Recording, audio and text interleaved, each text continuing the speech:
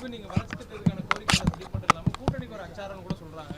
ஏன்னா திமுக கூட்டணியில் இருக்கக்கூடிய மதிமுக தங்களுடைய கூட்டணி நிலைப்பாட்டை மறுபரிசீலனை செய்யறதுன்னு சொல்லியிருக்கீங்க. உங்களுடைய கூட்டத்தில் நீங்க தோழருடைய கருத்துக்களை கேட்டு முடிவெடுக்கிறேன்னு சொல்லியிருக்கீங்க. அது குறித்தான ஒரு அச்சாரமான சந்திப்பும் சொல்லப்படும். இல்லவே இல்லை. ஏன்னா திருச்சி நாடாளுமன்ற உறுப்பினராக திருச்சிக்கு வந்து பிரதம மந்திரி மாண்புமிகு மோடிஜி அவர் வரும்போது சரி, நம்முடைய முன்னாள் முதல்வர் அண்ணன் தளபதி வரும்போது சரி, அது ஒரு கொட்டக்கால். நான் ஒரு திருச்சி நாடாளுமன்ற உறுப்பினராக அது விமான நிலையத்துக்கு போய் அவர் வரவேற்கிறது சரி, அங்கே டெல்லிக்கு போனாலும் சரி, ஒன்றிய அரசு துறை சார்ந்த அமைச்சர்களை வந்து திருச்சி தொகுதிக்கான போய் பார்க்கறது சரி, நீங்கள் எல்லாரும் ஊடகவியலர் பற்றி உங்களுக்கு எல்லாருக்கும் தெரியும். அதன் அடிப்படையில் இன்னைக்கு முதலமைச்சராக இருக்கிறாரு, முதல் முறையாக சந்திக்கிற நம்ம திருச்சி என்னுடைய தொகுதிக்கு தேவையான முக்கியம் 15 வருஷம் 20 வருஷமாக தேவைப்படுற ஒரு திட்டங்கள் மக்களுடைய கோரிக்கைகள் அது விஷயத்தை நான் போயிருமே தவிர இதில் அரசியல் கிடையாது.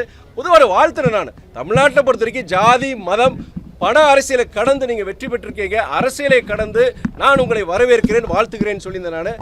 நான் வாழ்த்து சொன்னேன். ஆனால் முக்கியமாக நேற்று நிகழ்வு பொறுத்த வரைக்கும் முழுமையாக என்னுடைய திருச்சி நாடாளுமன்ற தொகுதி மக்களுக்காக என்னுடைய மக்களுக்காக அந்த கோரிக்கையில் கொடுக்கறதுக்காண்டி நான் போயிருந்தேன்.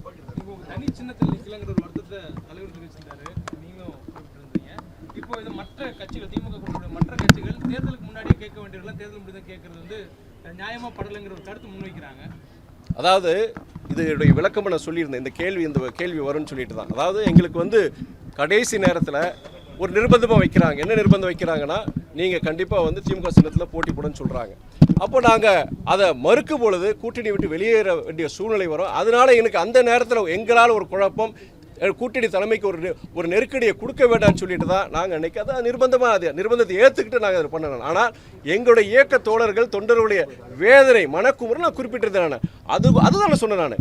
அது வந்து அதை ஏற்றுட்டு நான் நின்னுங்கிற அந்த காரணத்தையும் சொல்லியிருந்தேன். நான் இப்போ எனக்கு பொறுத்த வரைக்கும் நான் திருச்சி நாடாளுமன்ற தொகுதியில் நான் போட்டி போடும் பொழுது நான் அந்த நேரத்தில் இந்த நிர்பந்தம் வரும்போது நான் எப்படி இருந்தேன்னு உங்களுக்கு தெரியும் உங்களுக்கு. ஆனால் இன்றைக்கி ஒரு கட்சி தலைமை ஒரு முடிவு எடுக்குது. ஏதோ ஒரு சமரசம் தான். கட்சி தோழர்களுக்கு கிட்டத்தட்ட 90% அவங்களுக்கு பிடிக்கல. இருந்தாலுமே தலைமையை பொறுத்த வரைக்கும் 10 வருஷமா இந்த கூட்டணியில் தொடர்றோம். இந்த நேரத்தில் இதனால் ஒரு சிக்கல் வர வேண்டாம் அப்படிங்கிற காரணத்துக்காண்டி அதை நாங்கள் அதை ஏற்றுக்க வேண்டிய சூழ்நிலை இருந்தது. நான் விலக்கி சொல்லியிருக்கேன்.